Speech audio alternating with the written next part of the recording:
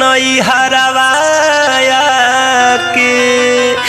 ए राजा नई हरवाया के फार धसावे टे कटरवा के हो ए सोनिया नई हरवाया के फार धसावे टे कटरवा के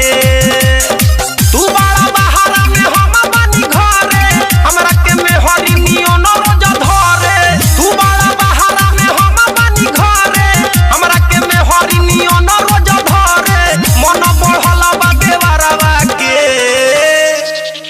ए राजा नई हरवाया के ये सोनिया नई हरवाया के फार धसावे टे कटरवा के हो ए सोनिया नई हरवाया के फार धसावे टे कटरवा के ए सोनिया नई हरवाया के फार धसावे टे कटरवा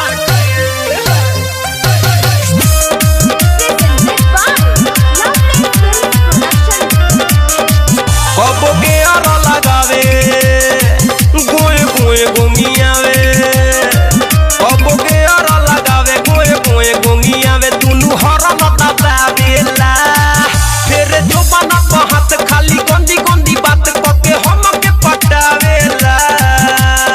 तोहरा से बेसी तबाह गलबावे पहिए से हमरा पीछे लाह गलबावे तोहरा से बेसी तबाह गलबावे पहिए से हमरा पीछे लाह गलबावे भले ता छोड़े नया चारावा के ए सैया नई हरवाया के ए राजा नई हरवाया के फार धसावे टे कटरवा के हो ए सैया नई हरवाया के फार धसावे टे कटरवा के म्यूजिक बाय विकेश भोजपुरिया। आप सुन रहे हैं अमित पटेल की आवाज में। गल काटता ओठ चाटता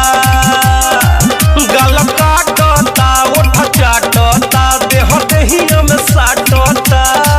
बड़ पिया मुकेश कए दिनों से विदेश छाती है सच्ची फहटता पीछे पड़ला बावे कए कए गोड़ा खाए के खोज दीवा पर टिकोरा पीछे पड़ला बावे कए कए गोड़ा खाए के खोज अमित टिकोरा आज ना छोड़ी के बाहरवा के ए सैया नई हरवाया के ए राजा नई हरवाया के फार धसावे टे कटरवा के हो